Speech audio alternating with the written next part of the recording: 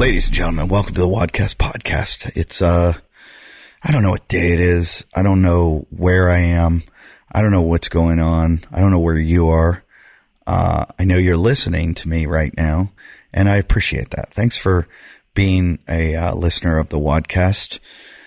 This is an entertaining look at fitness. That's how I describe the show. Today, somebody said to me, "Who are good guests?" And I said, good guests are either informative or entertaining.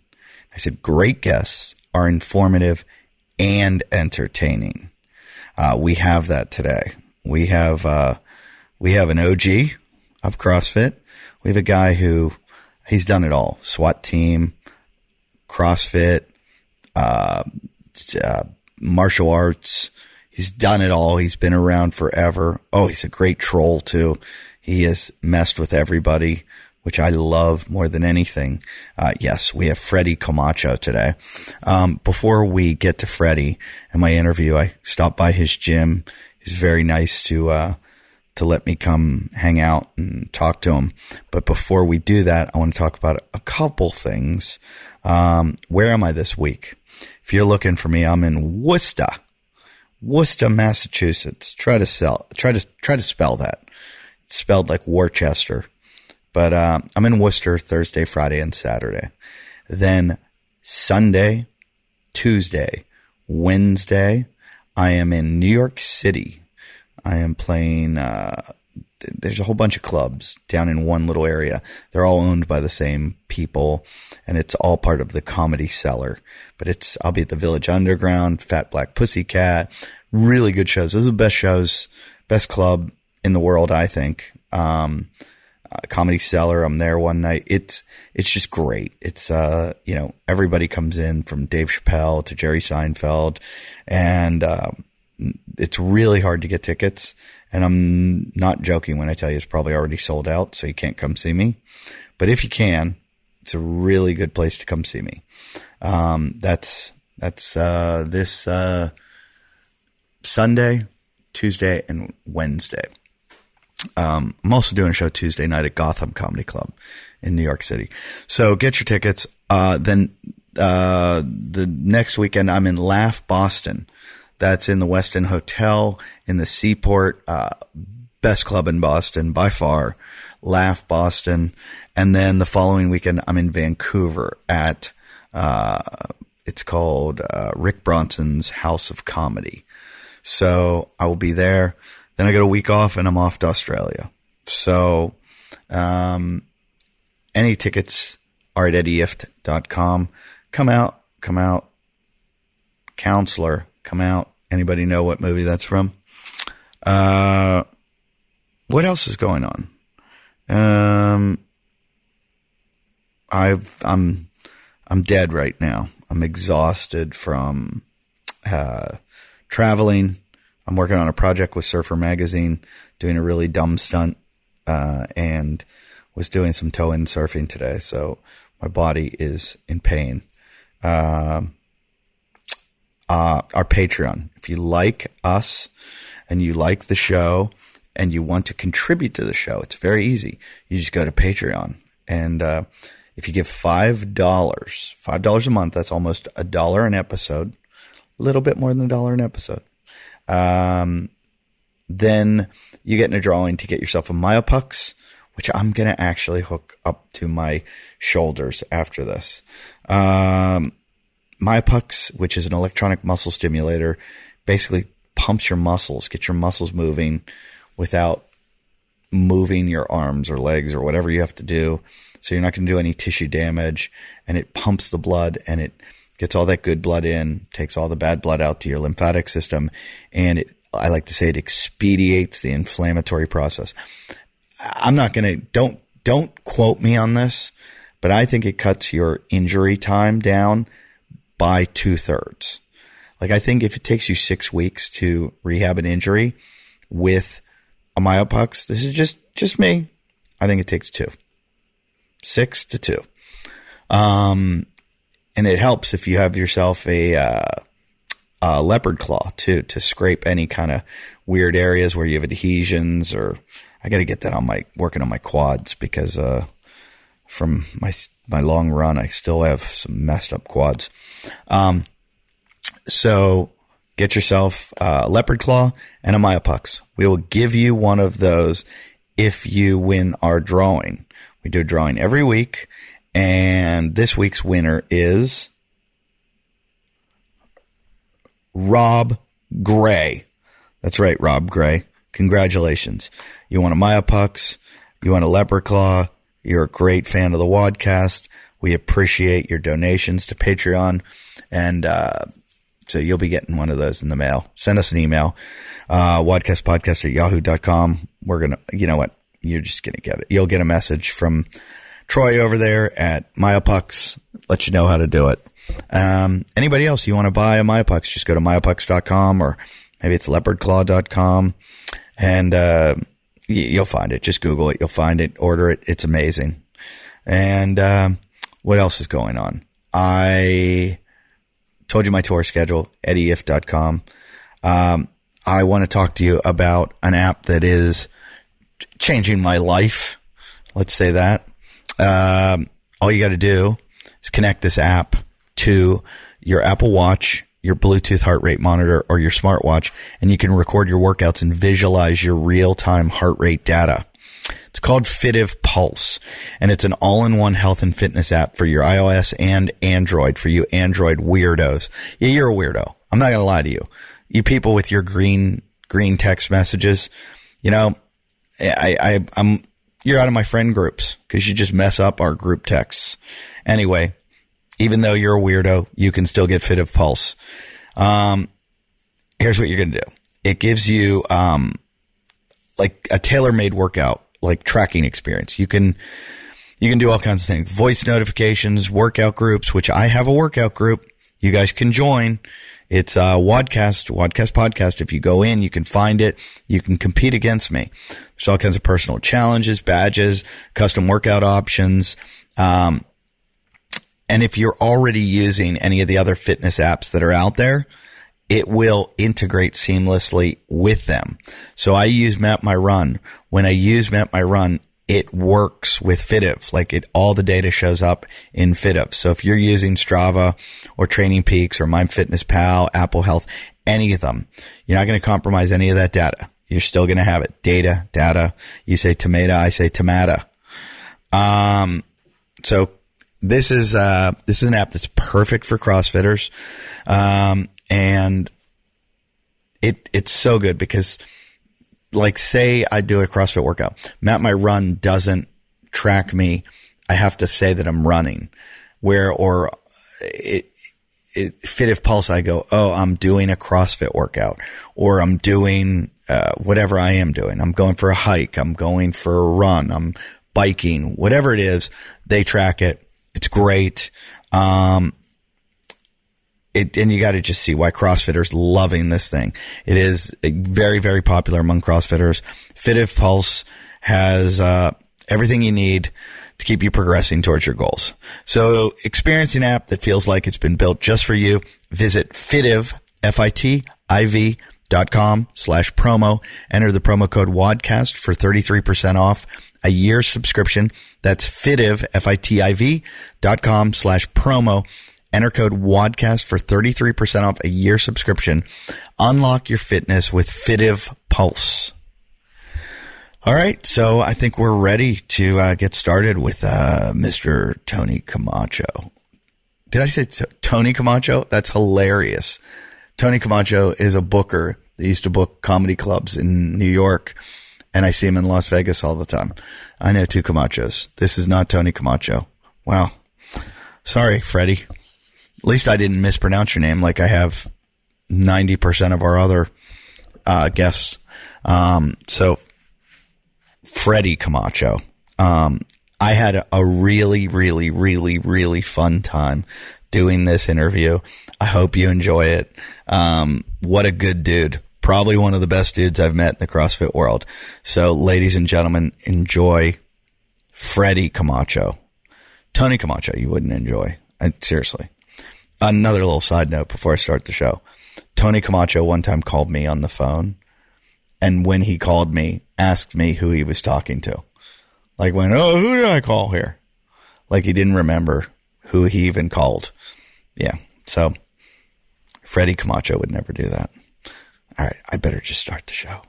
All right. I'm just digging a hole right now. Goodbye.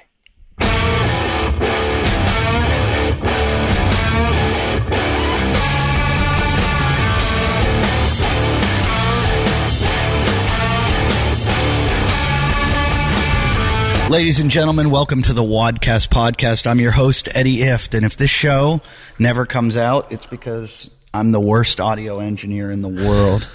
I'm here at CrossFit Good For You. That's the best name ever. GFY.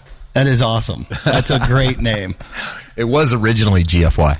And that voice you're hearing is CrossFit OG, one of the OSGest of all, Freddy Camacho, everybody. I've been looking forward to this this man. I watched you in videos when I was 4 years old. No.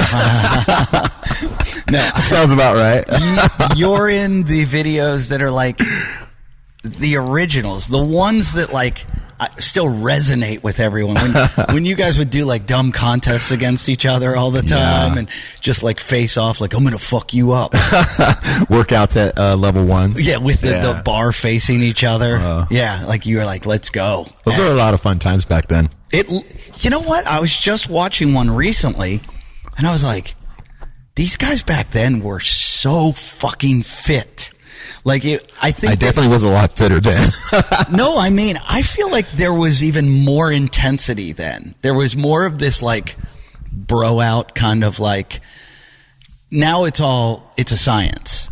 And everybody works out with this, like, programming and rehabbing and, rest and figuring it all out. And it's a scientific approach where you guys were just like. It was much more random. It really was the whole.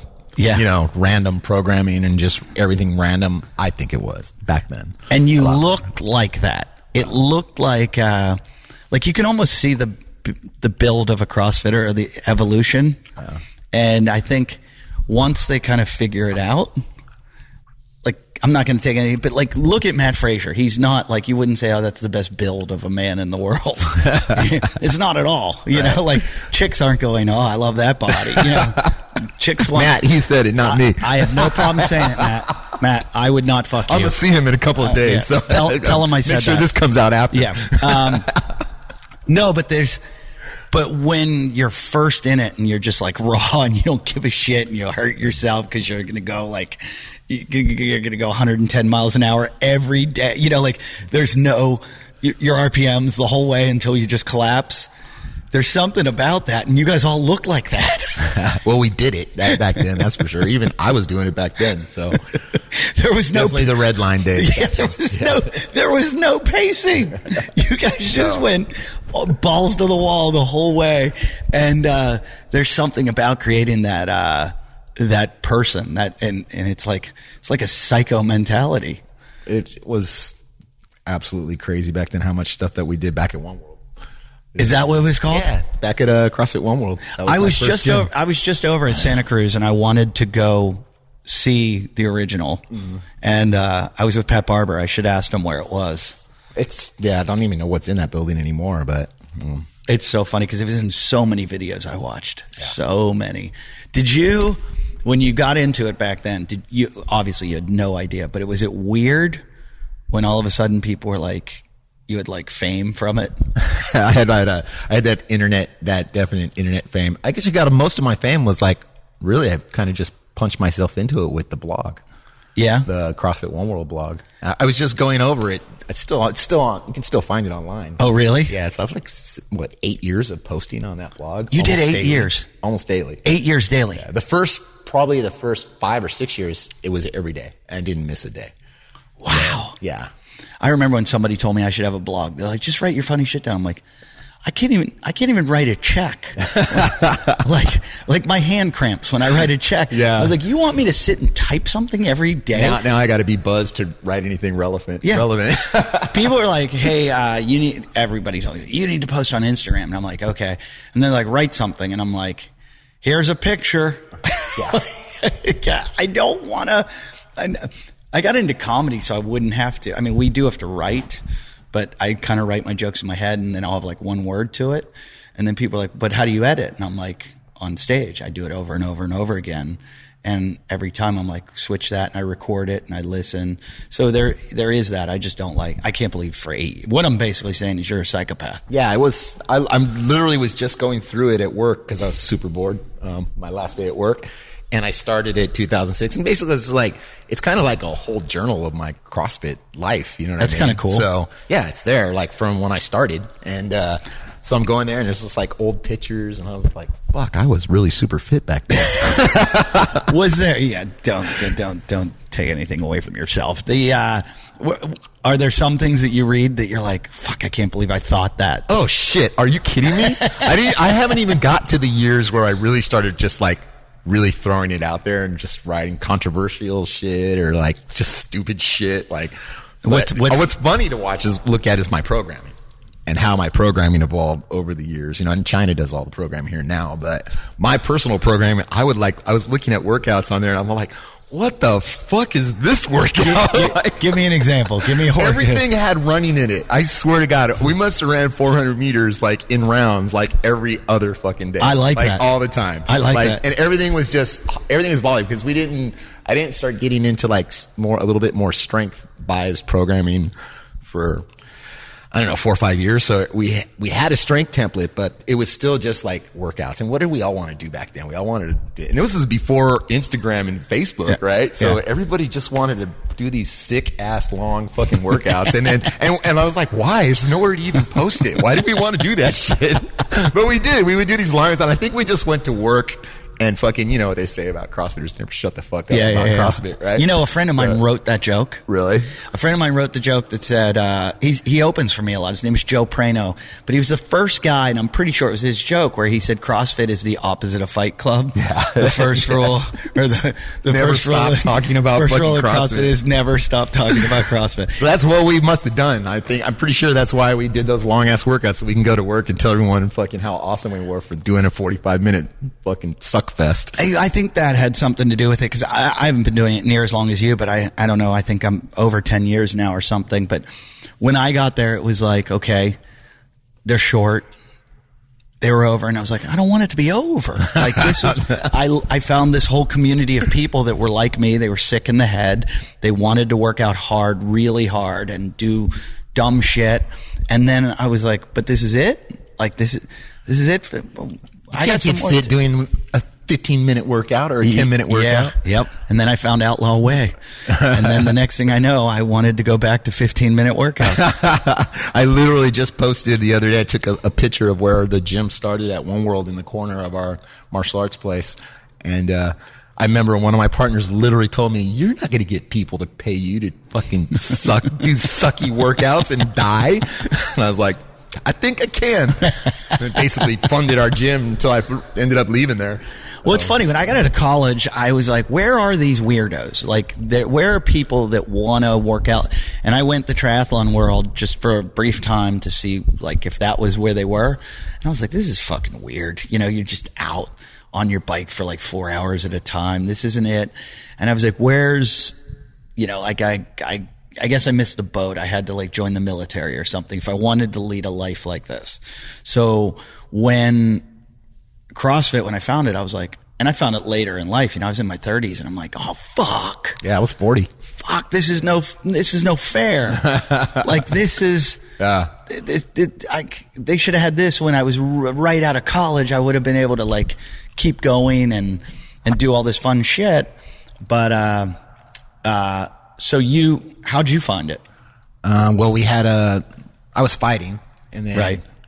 The guys that were my corner men, we decided we were going to open up our own, martial arts place, thinking we were going to be this fight gym right. where everybody comes to train to fight. And so I started teaching like this fit to fight Okay. thing. So we were using like fighter style mentality to train people, and got people joining up. And then one day I was rolling with our jitsu guy and was like, man, this guy's like $150 and he's pretty freaking strong. Right? And I have bodybuilding workouts. That's what I did every day since I was like 13, right? And I'm like, hey, what do you do for your fitness? He's like, I do CrossFit. And I'm like, what the fuck is CrossFit? Like, literally, that's how it happened. Like, if I hadn't asked him or I hadn't been rolling with him on that particular day, I wonder, like, Who was he? or Mike Prudencio, he owns One World Jiu-Jitsu. They're like right down the street, like about a mile away. What's the One World thing? It was just CrossFit One World. It was we were One World Martial Arts. Okay, but why the One World? One World, man. It's all just one world. Okay, I got it. Like, you know what I mean? I got it. Yeah. No borders. Yeah, right? I guess. I don't know. Like, but that was the name, and then I just turned it into CrossFit One World. I was the 89th affiliate. 89th. I would have thought you were way before that. Nah. I'm one spot below Diablo, as a matter of fact. Wow. How many? Are there still a bunch of Diablos? I think they have just one location. They had a few. They had a couple. I'm Yeah. not sure. I don't know. We'll have to ask Craig. But. Or maybe they had 2 teams. Maybe that's what it was. No, they've had teams. Yeah, But they multiple had, like, teams. yeah. But I think they had a Pleasant Hill location where they're at now, and then they had another one. I think. Don't quote me on that. I think so, because I went to one of their locations. Or I might be thinking of something else up in like the Mill Valley, Marin. Somebody at a CrossFit up there that had a couple locations. They're pretty good. I forget. There's so many. Jeremy and Craig are definitely more old school than I am. Okay, so you're fighting, and what's your specialty in fighting? What were you? I was training. It was weird because I was training Krav Maga, and then liked stand up fighting. I wasn't a great fighter. Right. I was basically just in better shape than all my fights. I was just better shape than everybody else, and I could just take a pounding. So Right. I would just grind guys down Yeah. and then slugfest them at the end. But I was doing Krav Maga, and I wanted to do. That's when UFC and all that started getting big. Right. I went to a local out in the freaking boondocks cage fight thing, and I was like, I want to do that. You're crazy. And then psycho. the guy that was training me was like, well, let me just throw you in a ring and let's just start with some Muay Thai fights. And so I started with Muay Thai, and then I did traditional boxing, Muay Thai, and Sanshao. What's the last one? Sanshao? What is that? So it's like Muay Thai, but you can pick people up and throw them. Oh, that's pretty with cool. boxing gloves on. Oh, I would weird. like that. Because it's funny. I talked about this with Khalifa on the last episode. I kind of want to start doing jiu-jitsu just because I want my kids to do it. And I figure I don't want my kids to beat the shit out of me. And Smart. And but I don't like rolling around with other dudes on the ground. So I was like, maybe I'll just go do Muay Thai and stay in shape. Dude, I'm telling you, like rolling around and grappling is great. I have a background in that. I was wrestling. Yeah. I freaking have competed in the U.S. Open, BJJ. But something about punching somebody rather than having somebody tap out, just knocking the shit out of somebody and making their eyes roll back. And don't get me wrong, it happens to you too, right? Yeah. So there's something about that that's like completely different than tapping somebody out. Yeah, you know what I mean? My family, I've got like uncles and shit that are in boxing. Like I've got a history. We have a really famous my great uncle, but he's great uncle by marriage was the light heavyweight champ of the world. Oh wow, 167 pounds, fought Joe Louis for the heavyweight title. Damn. Joe Louis dropped down from like 215 to like 190 to fight him because he was so afraid of how fast he was. And he was like, I'm going to have to lose all this weight to fight him.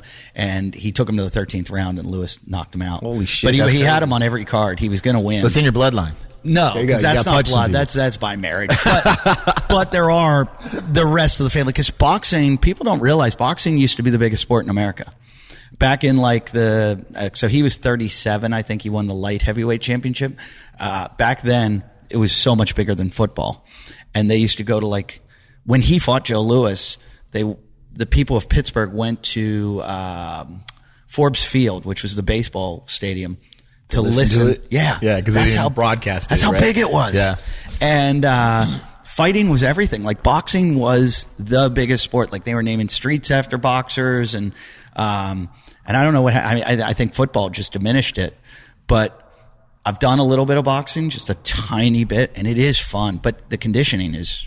Yeah, it's a totally different kind of condition. I just saw someone posting something about like, oh, jiu-jitsu is we're the best, most conditioned people in the world until you've done that. You know, it's just a different type of condition. Yeah, right? Everything's a different condition. Everything is different, right? I've taken some of the best CrossFitters out with me surfing, And they're like, yeah, and I'm exactly. because they don't have the efficiency for Right. it. Yeah. It worked for me though, because like I was bodybuilding and I was fighting. So when I started CrossFit, I had this base level of strength and fitness right when I started. And you were, for a living, you were a police officer. Yeah, but SWAT, right? I was on the SWAT team. But Okay. we're on a full-time SWAT team. So that's what it is. So you're a police officer, and then SWAT's kind of like, you're like the superheroes called in on the... Right, yeah. But that's not what you do all day long. No. Okay. Now like, I retired out as a sergeant. I was in a specialty unit, so... I think, Scott McGee, who Yeah. was doing the show with me. Yeah. Scott... what you crying about?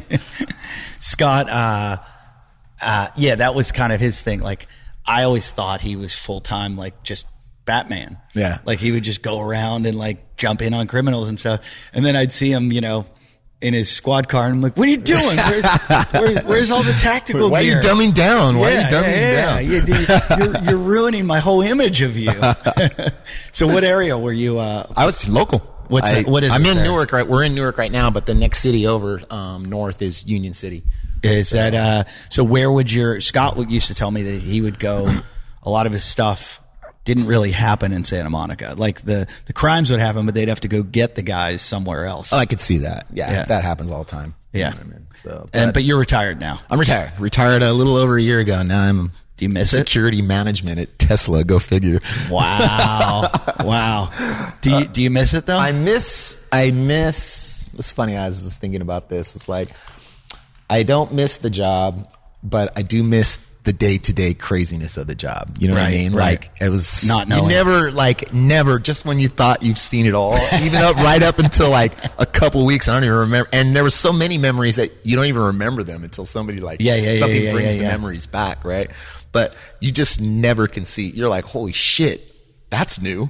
You know what I mean? It seems like that kind of job. Like, take away the danger element of it. It seems like an awesome job out of like, never bored. Absolutely. You can go and do whatever you want. You're your own boss. Like, you're in a patrol car by yourself. You're going around. And Is that what they do? I've always wondered that. Yeah. Does your sergeant just go, all right, here's your car, go look for shit? Yeah.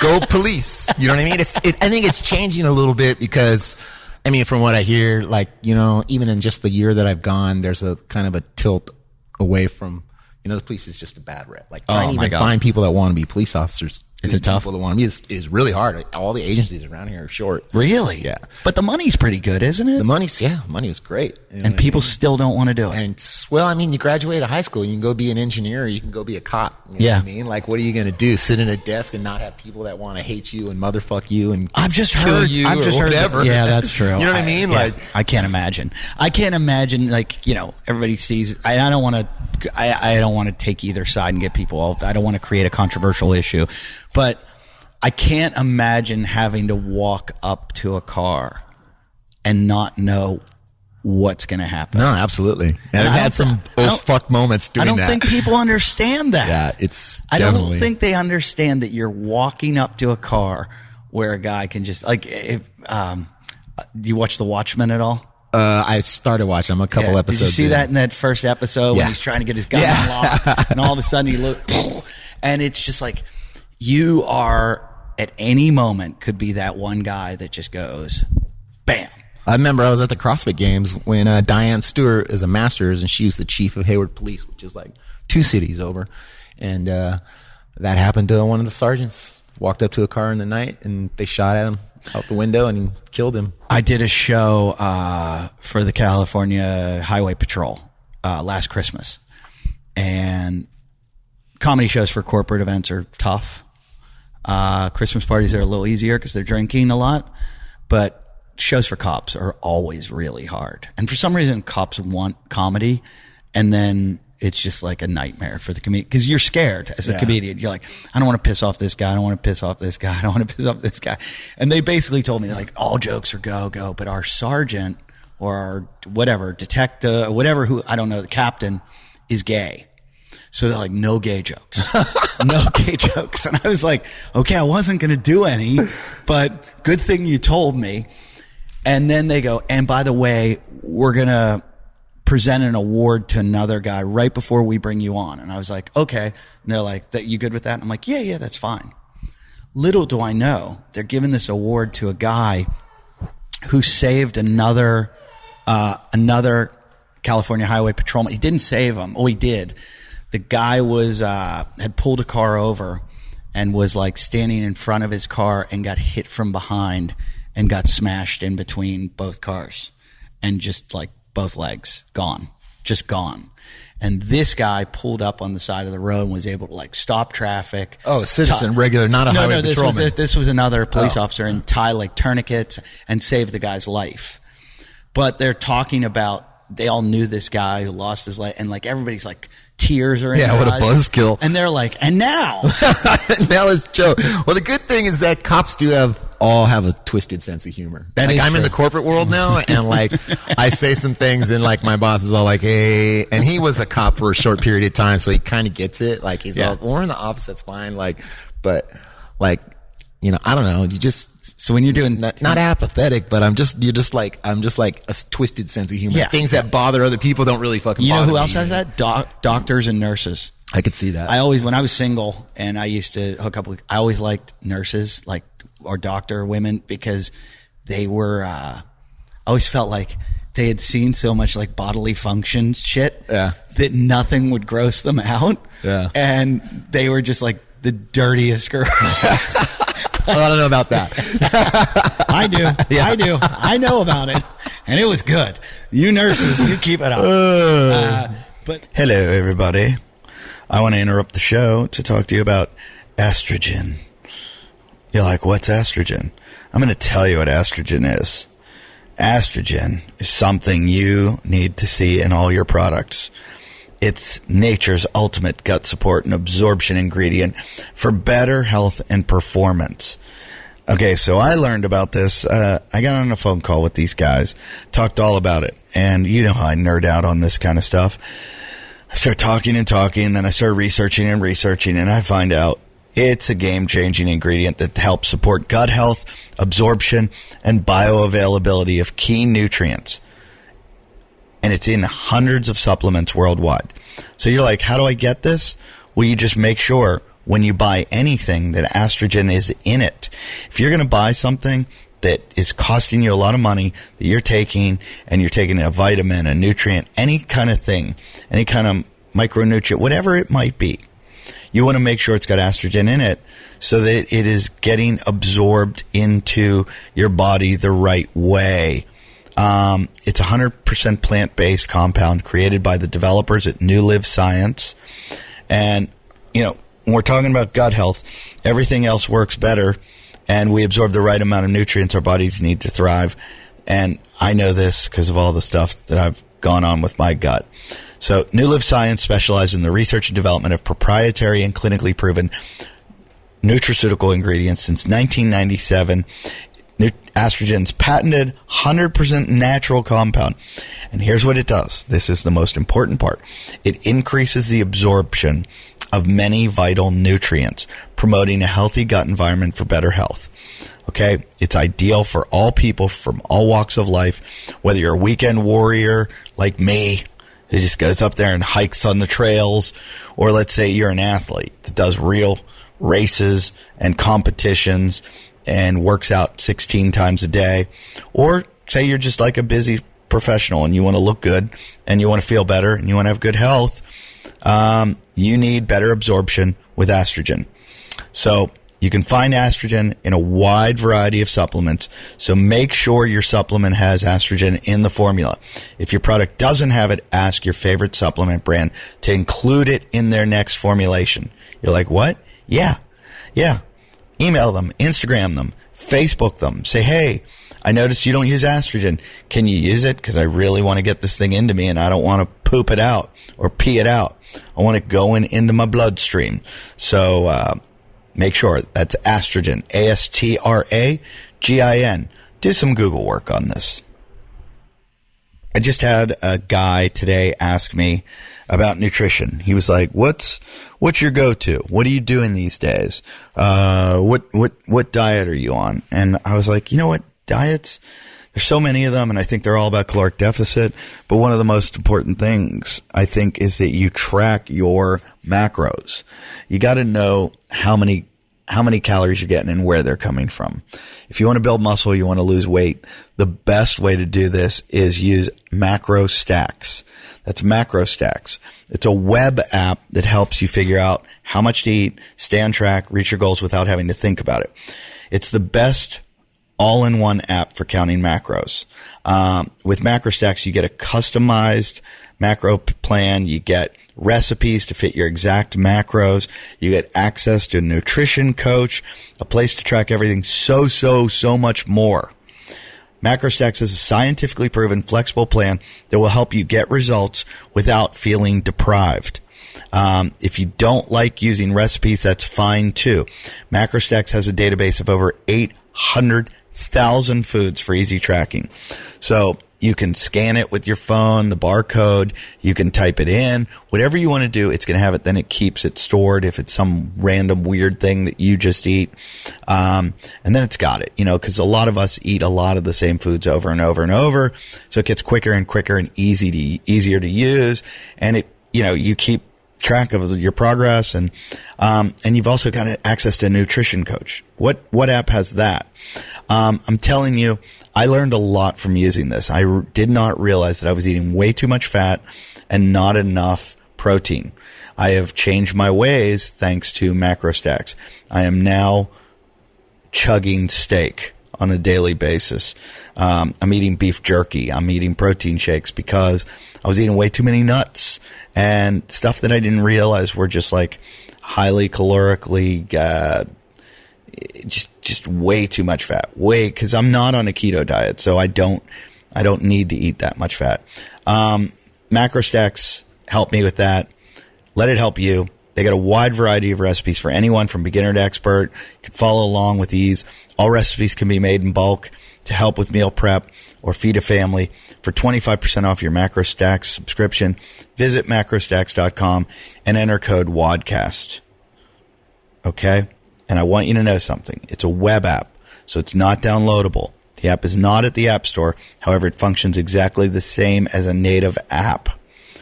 You can get it right on your home screen. Sign up now.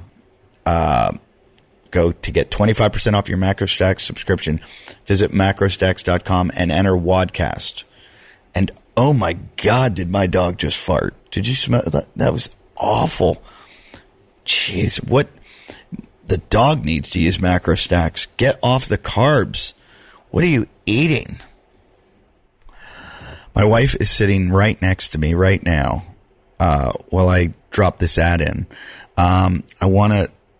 She is responsible for me using Native, and she likes me better because I smell better now. I was using another deodorant. I'm not going to say their name, but it wasn't safe. It wasn't because it used aluminum, parabens, talc, all that bad stuff.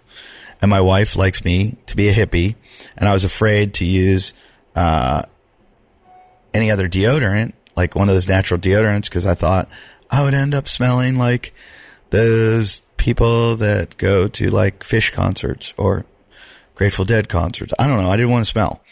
And so she made me try this deodorant, and I was blown away. I didn't realize this, but like those other deodorants that have antiperspirant to keep you from sweating, they plug up your sweat glands. They plug them up. Native doesn't have aluminum, and that other stuff, not good for you. Native deodorant's formulated without aluminum, doesn't have parabens, doesn't have talc. It's also vegan, never tested on animals, and all the ingredients Like if you look at the ingredients, not like phosphoric, caloric acid, dosis, it's all stuff that you've heard of, like coconut oil and shea butter. And you're going to wear deodorant every day, so shouldn't you be able to understand the ingredients? Here's the deal. Making the switch to aluminum-free deodorant does not mean you have to sacrifice on performance. Native's going to keep you smelling, feeling fresh all day long. They've got amazing scents, over 10 different scents, not 10 pennies. I mean 10 different smells, including classic and the rotating seasonals. You can get on a subscription, so you just get all the different ones. They got coconut and vanilla, which is the one I use. Lavender or rose I have used. Which one do you use, Lauren? Coconut. You use the coconut? I thought you used the mint and eucalyptus. They got something for everyone. Native comes in a wide variety of options for men, women, even teens. They also offer an unscented option and a baking soda-free formula for those with sensitivities. There's a no-risk try. Shipping's free on every order, and they offer a 30-day free return and exchanges in the United States. Sorry, Australia. Sorry, England. Sorry, Canada. But in the USA, we win. USA. USA. If you're still not convinced, check out the 9,000 5-star reviews from the happy customers who've made the switch to Native. Okay? So, check it out, guys. Here's what you got to do. 20% off your first purchase. Visit nativedeodorant.com. That's nativedeodorant.com and use promo code WODCAST during checkout. And you can get all elite with this. Like, you rub it in people's faces. Like, oh, I'm using Native. It's kind of a cool, hip thing now to tell people. Someone just did it to me. Well, I use natural deodorant. I'm like, oh, really? Which one do you use? And they're like, I use Native. And I was like, so do I. So, but if you want to get it 20% less than they do, go to nativedeodorant.com and use the promo code WODCAST during the checkout. Okay? Do it. But anyway, now that you're at Tesla, is it like, are you like hiding Elon Musk's secrets? Or are you No. Well, it's like I work at the factory. Okay. So we have a security guard. Is that the one I force. drove past Yeah. coming up the, yeah, That's okay. the factory. That's where they make all the cars right now. And, They make all of them there. all of them right now. They're making cars in China though now. They Oh, pumped okay. out about 100 or something like that. So How many cars do they make there? we just did 112,000 in the quarter. Wow. Yeah. Think about that. That's like crazy, right? That's insane in that factory right there. There's 3 full lines there. They're making cars, and they're going to put a 4th one in. The place is pretty much tapped out. Do you want to own a Tesla? Do you have one? No, and I don't want to spend the money on it. I'm only here for a little bit. This is just a little post-retirement job before I bail. I'm bailing out of Cali. Oh, you are. Oh, you told me you're going to Hawaii. Yeah. So, but I would say, hey, I'll stay here, guys. Just give me a Tesla. Nah. I'm not that interested in the car. I wasn't either until They're fun to drive. I drive one every day at work, but I got in one. I never liked them. My buddy had one. I didn't like it. And then I got in another guy who's all, like made me see everything about it. And I was like, all right, this is cool. it's pretty legit. They are a legit car, and they're fucking fast. If you're a car person, the drive is phenomenal. Well, my new thing I want to do, I want to get one of those electric dirt bikes. I have an electric scooter that goes 50 miles per hour. Yeah. Stand up. Yeah. A stand up scooter. Holy shit. It's fucking, my whoop read it as an activity the first day that I rode it to work. Because your heart rate was so high. 8 miles to work, and I can get there in the same amount of time as I get there in my car. That's awesome. It's sick. How'd you get it to go 50? It goes, let me take that back. It's rated at 50. The fastest I've had is 47, and that was with the wind in my back. But it's over 40, 42, 44. Holy all the shit. time. That's fast as...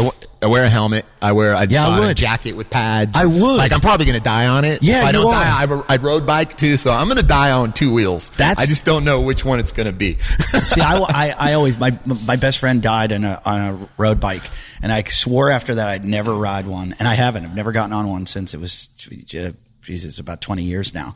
And, but I kind of like my other friends like, that doesn't mean you can't ride dirt bikes. And I was like, yeah, so I've ridden dirt bikes, and I've just been watching all these electric dirt bikes. I was going to get an electric mountain bike, and they're like $6,000, $8,000. This guy was going to give me one for $6,000. I was like, I might as well get an electric dirt bike and just ride a regular mountain bike. China's cousin owns Luna Cycles. They make their own dirt bikes.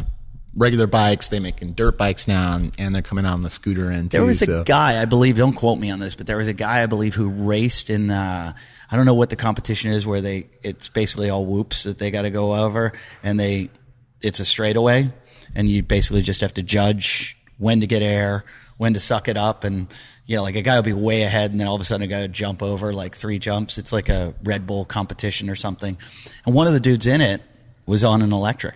Oh, that's crazy. Like he was racing in like the pro class on an electric bike, and they said it's kind of sacrilegious because everybody's out there like wham wham wham wham. Yeah, and he's like, But hey, that's what's cool about Tesla. It does make that noise when you floor it. Yeah. And that electric motor sound is freaking awesome. you feel like you're I like it. like a space movie, And it puts you back in the seat. Like they're legit. Like that 0 to 60 is amazing. So, does everybody know? Is it a big thing that you guys plan on going to Hawaii, or is it?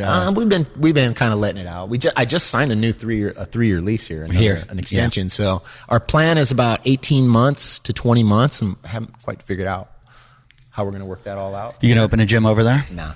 Really? But I've been a gym owner for over 13 years now. That's not that long. It's long. It's long. China and I have been running the gym together basically for like 10 years. What are you going to just collect a pension and sit on the beach? Yeah, pretty much. That's pretty cool. I think we can sell the house and basically buy a condo outright, and we'll have no debt. That'd be awesome. Are you a surfer? I've tried it a couple of times. I can definitely get better at it. Yeah, that's the place to do it because the water's so warm. Yeah. It's pretty. It is a little sharky in Maui though. That's where that's where Bethany Hamilton lost her on. Just freaking like a couple of weeks before we were out there, right off the beach where our timeshare is at. Yeah, I don't know why Maui's a little more sharky than Oahu, but I don't surf, and I've never surfed in Maui, but like my buddy does and lives there, and it's weird. I don't think about sharks ever in California. Really? I would think like and Santa they're everywhere. Cruz. They're everywhere. Southern California, there's fucking big great whites that like swim under us. I have seen a great white underneath me, but fuck that. But they're this is the funny thing. They're baby great whites, but yet they're still about 9 feet long, and could eat you. But apparently, so they say, they're into fish and they don't give a shit about mammals yet. So it's when they become seal eaters, that's when you got to worry. But in Hawaii, you got tiger sharks. Oh, yeah. I don't know. They might have bull sharks there, but I've never seen anything in Hawaii. I've seen them in Australia. Australia's shady as fuck too. Australia, the sharks are. China hated Australia, by the way. Why? She just did not have a good trip. Why not? It's such a great place. I guess they didn't really get to do much tourism stuff, and so she just did not have a good time. Did she go with the CERT staff or? No, she went. She's not on STEM. I thought she went with Mayhem. Oh, okay. Yeah. For which competition? They did. It was a 2-person competition. So she was on a team with Tasia, and Rich was on a team with the guy from Australia. I forget his name off the top of my head right now, spacing out. But it was his gym hosting it out there, the Torian. Okay. Torian Classic or whatever they call it. Torian Pro. Okay. So, yeah, she just didn't have fun. Does Rich design all because I could see Rich being like, okay, so when we get there, we're going to work out, and then we're going to have some lunch, and then we're going to work out again. And then that's pretty much what it sounds like. We're going to work out. I'm going to find out on Wednesday. And then we're going to work out, and then go to sleep, because when you get up, we have to work out. You know what's funny? He just did the open announcement. The first one, remember? And it had all the burpees in it, this last open. And China knew what all the workouts were because she did all the she was the demo girl for all the workouts, right? So she knew what all the workouts were. So she didn't she wouldn't even tell me shit was going on, right? I heard the demo crew guard it And so what's funny was that Rich flew to wherever they did the open announcement, and he did the open announcement. It was all those fucking burpees, and he just texted her right after. He's all, you could have told me there were burpees. He's all, he did 100 burpees the night before in his hotel room to a 1 foot target. Oh. He's like, you could have at least told me don't do burpees. She's like, sorry. Because they're on the team. That's terrible. Yeah. So. Yeah, but that's his own fault, because he does. I told the story to him that I heard. I think it was Jason Khalipa tell the story when he was having dinner at his house one time, and they're all sitting at dinner, and he went out to the garage or something to get, drinks or something, and then they're like, didn't come back. He didn't come back, and they're like, where's Rich? And then Khalipa goes out to find him, and he's on the assault bike. I could see that. Doing a workout while everyone's having dinner, and they're like, what is wrong with you? This last year has been tough for China, that's for sure. The volume is really, yeah, even for her. Yeah, it's unreal. I mean, even I started doing the Mayhem Masters. I cherry picked the shit out of it, right? And even just for what they planned for the Masters, it's just volume. So I used to work out at James Newberry's gym in Australia, and James, I think, came in 4th this year. He's the guy who just punctured his lung. Great guy. And then did an Ironman. Yeah, he's a psychopath. He's awesome. Freak of an athlete, amazing human being. And So I would go to his gym all the time and I would look at the programming, and it was done by this guy, Big Bobby D, who used to program for them. It was Raw. It's called Raw. I would look and I'd get there for the workout and I'd be like, oh, fuck. Like, I got a show tonight. Like, I'm going to be in the hospital. This is so, but there were all so many little short things that I would get through it and I'd be like, you know what? That was hard, but I'm fine. I'd do the next one. I'm like, that was hard, but I'm fine. And I would keep doing it. By the end of the day, I'm like, that wasn't bad. So I was like, this is really good programming. I really like this. And so I contacted the guy and I was like, I want to use your program. And he's like, okay. So I start doing it. I'm doing his site and I'm doing the programming and I'm in the gym at home by myself. And the next thing I know, it's like 4 hours later. I'm still doing it. Yeah. I'm like, I'll pass. I can't do. So then I contact him and I'm like, dude, this is killing me. He's like, well, how old are you? And I told him, he's like, dude, you got to do my master's. He's like, you should not be doing that. And I'm like, okay. So I start doing the master's one, and even that, I scale the master's programming like a motherfucker. I would scale it, and I would take, like, there might be 3 workouts. I'm like, I'm only doing 2 of these. There's no way I'm doing this third one. Or at the end, it's like, hey, supplemental. You can. I'm like, fuck your supplemental. Yeah. I'm done. I'm down with 1 workout a day. Yeah, I'm back into that mode, and even and some days I just want to ride my bike. I don't even want to work out. It's just, I'm done with it. I think I was like, oh, are you going to try for the games? Yeah, I finished like 43rd in, my age group. I was just in. What age group are you? I'm in the 55 this year, even though I'm only 54. Shit. Because but you'll be 55 after the games. So, my birthday's right before the games. So I'm in the 55 group, which is really fucking weird because now they scaled everything back. You know what I mean? The weights are lighter. Yeah. You throw to a 9-foot target with the wall bar. It's just like weird, right? Yeah. And like, it was easier, but you got to be a lot more conditioned. And like, the top 10 guys are fucking smashing shit. Freaks. Yeah. That Hippenstall. Do you know that? He's dude? like in the even older age group. Yeah, right? he's a like, freak. Yeah. He's a freak. He's cool as fuck, though. Yeah. I can't wait to meet him. I talked to his daughter, and I was like, I need to meet your dad. He is like my idol. Nah, he's just like a super, like, it just kind of reminds me of like he's a this dentist? hippie, like just cool ass, like chill dude. All, hey, what's up? You know what I mean? Yeah, like, and he's so good, fit as fuck. so good. Yeah. And you can tell he just loves it. But you said that. Did you do masters? I made the games like 4 times as a master, but right. always on the front end of my age groups. And you find it harder. Hey, that's scary. Well, it's like, remember that line from what was the 70s, the movie about the 70s, whatever, when it was, what the fuck is his name? He does the Lincoln commercials now, and he's all, you know what I like about teenage girls? The older I get, they stay the same age. Same when you're in the masters, right? Like, you get older and you get up towards the tail end of the age group, and then these fucking new guys come in at 50 years old, like me, going into the 50 to 55 to 54. So I'm like the new young guy, right? Yeah. I remember my mom and dad came to watch me, and China was competing at the same time. This was like 2015, and I was at the young end of the age group. I was in the young end of the 50 to 54s. And my mom I fucking tanked this workout, and my mom fucking texts me. She's all like, hey, aren't you the youngest guy out there? Shouldn't you be doing better? And I was like, what the fuck, Mom? And then she's all, oh, China's competing at the same time as you in your next heat. We're going to go watch China. Well, Neil Maddox just said that to me about, he's like going from the main stage to the masters. He's like, it's like playing in the pros, getting sent out of the minors, just the amount of attention you get. Yeah. And it's disheartening. Yeah. I'm not going to lie to you. Like, if I'm not competing, I've yet to watch the masters at the games. Ever. You know what? I always say that everybody should be watching the Masters because those are guys that have really figured out fitness. And yet I never watch. Yeah.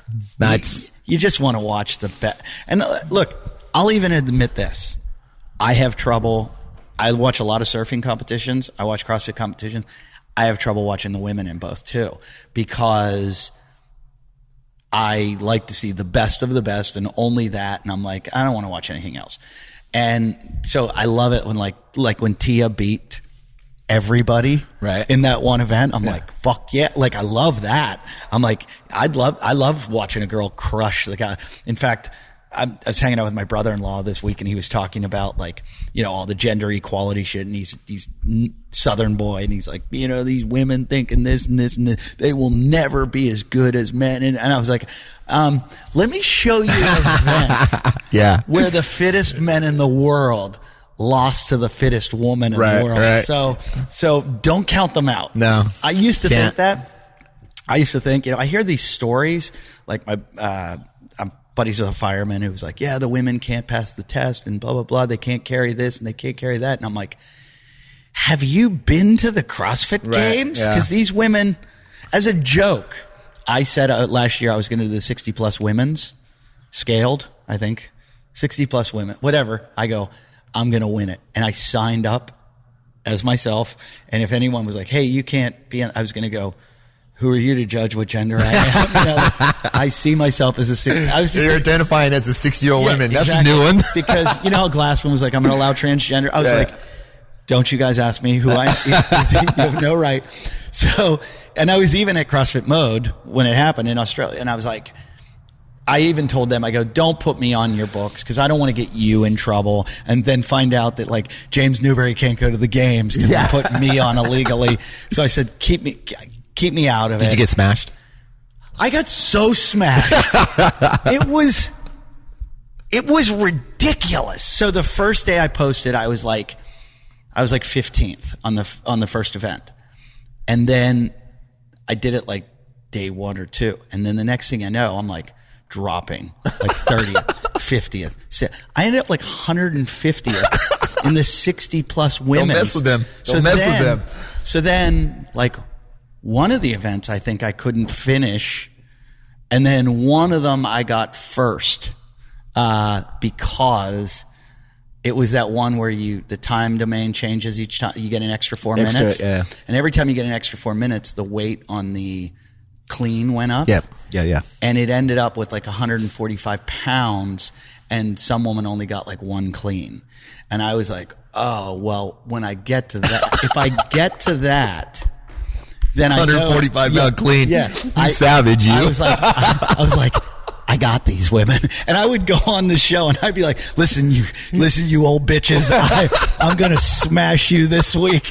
And, so I got to that event and I go to do that workout and I'm like, I'm going to pace it so slow because it had lots of toes to bars, if you remember. Mm-hmm. And I was like, those toes to bars might get to me, so I'm going to really do them slow. I think it was Armin who told me, do 1, 1, 1, 1, 1. Oh, that's me. He's like, just do 1, 1, 1 so you pace yourself. So I was watching the clock so that I would end it just at the very end and then go on to the next one. So I was totally paced out.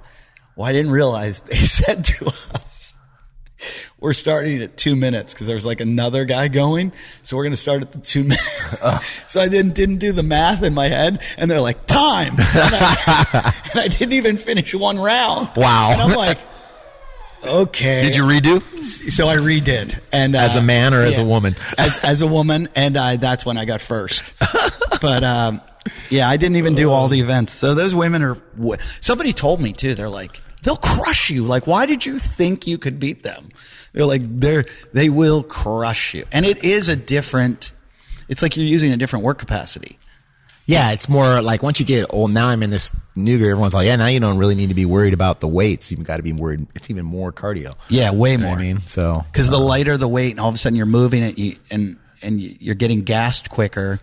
And it's not this strength aspect. I just don't like really like the suck cave anymore. You know what I mean? Like, I'm done. My wife does it every day. She crushes. Yeah. Smashes it. Like, she lifts more than me. What's her highest finish? 6th place that year that they did the Invitational. So she was the fittest American that year. Okay. Yeah. Yeah, she's pretty amazing. And then she was like, she's pretty consistent after that on the top 20. How much shit can she beat you in? Everything. Everything? I'm still stronger than her in some things, obviously. Some things? Yeah. Like strength, some just pure strength movement. What is she stronger than you in? Well, she can overhead squat like a shit ton more than me. That's hilarious. I can't overhead squat for fuck. Right. Like, it's legendary, my overhead squat. I've heard. Yeah, it's really fucking bad. And I don't care. I don't even do them anymore. Yeah. I'm all like overhead squat, or like if it's squat snatch, I'm on power snatching. I don't care. Yeah, like, I'm the same way. I don't like to. If I compete, I'll pull it out my ass. What do you have? Bad ankle mobility? No, bad shoulder mobility. Bad shoulder? And right now, I think I tore my rotator cuff this week, so I might have to go get that checked out. You just think. I went to 2 specialists for rotator cuff when I thought I did mine, and both of them were like, we need to operate. And then I went to see Steve Sudell, who is a PT at Paradiso CrossFit, and he's like, don't let them operate. And I was like, I just went to like 2 top doctors. Like I went to the Mets doctor in New York and I went to the Dodgers doctor in LA, and they both want to operate. So what'd you do? He gave me a bunch of exercises and it's perfect. I'm going to do maybe a lot of crossover symmetry. I was just going to say, so I got a crossover symmetry, and it changed my life. I'm doing it. I'm on it. I did it. I got to. I did it every day for about 6 weeks, and I was religious about it. It's weird, that workout that we were talking about, the clean workout and it was clean and jerk. Remember, overhead. It was you had to finish the overhead, and then up the weights every time.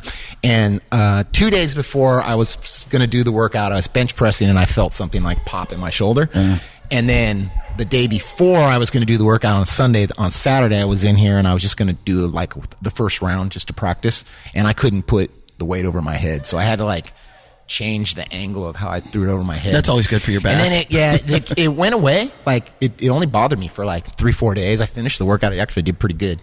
And then it went away. But then just the other, like 2 weeks ago, I was bench pressing again. Same thing. I can't bench press anymore. I used to bench press 395. Oh, dude. You know what? Nobody would ever believe this, but I remember, I wouldn't call it a good bench press, but when I was like right out of college, I think it was like 315. But it was also with a really good spot, like. Yeah. Yo, buddy. It's all you. No, I don't know if it was so much that. I think it was kind of like, was I bringing it down and touching my chest? There was no full range of motion, but that didn't matter then. See these bodybuilding guys who have like a block on their chest that they bring it to. But I'm doing bench press now, and I'll put like 135 on it. I'm like, fuck, this is hard. Yeah. Fuck, this is hard. And I'm like, how did I lose that much You stopped strength? bench pressing. Like I stopped bench pressing when I started CrossFit. Yep. I started at 40, and then in 2012, I won the bench press at the NorCal Masters. I benched 340. Wow. So I mean, like some video somewhere. I don't know. I wish I had it. It was kind of fucking so cool. heavy. But now, I could bench press, like when I was following CrossFit football, I could bench press like 225 for like 23, 24 reps. Wow, that's like NFL. Had strong. I was strong you in the would- bench press, but now I fucking get hurt bench pressing 155. I forget. I think it was like 220 or 27 times was the NFL Combine. That's like 25 was for linemen, and now there's guys that can do it like 45. Is it really fucking that times. high? Because I remember when I was like young, and we had a guy in our gym that was going to the NFL. He did 27, and he was like, you're legit when you could do 27. Like 25 was the standard. Like a good strong lineman could do 25 at 225. See, I could never, even though I could get 315, I could do 225 maybe like 8 times or something. When I started CrossFit, I could bench press way more than I could squat. We always skipped leg day at the gym.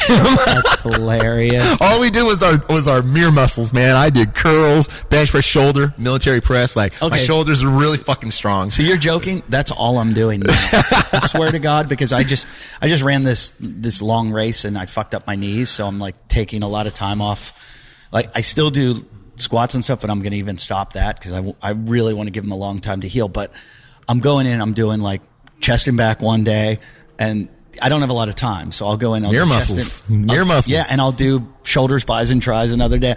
And I'm just like, I'm just going to build my muscle back up because I broke it all down.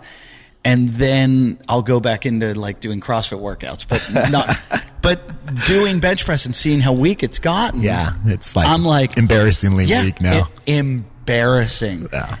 Like I just did a set where I put the big plates on. I did the set, and then I went to do a second set with it. I was like, I'm going to have to put the smaller plates on. Yeah. And I was like, everybody's going to see me. Yeah, my bench press is embarrassing now. It is what it is. What do you think you could get, though? I couldn't even bench 195 pounds right this second. Oh, because your shoulder's that bad? Yeah, it's that. It hurts. It hurts to do push-ups. So could it be an impingement? Could it be an impingement? It could be. It could be. I feel it exactly. It's exactly right there. So, where is it? I'm thinking it's not that I know anything. Right there, Dr. Google. When I look at anatomy of the shoulder, it's the tendons of all the rotator cuffs. Yeah. So, I don't know. It could be just a tendonitis thing. I don't know.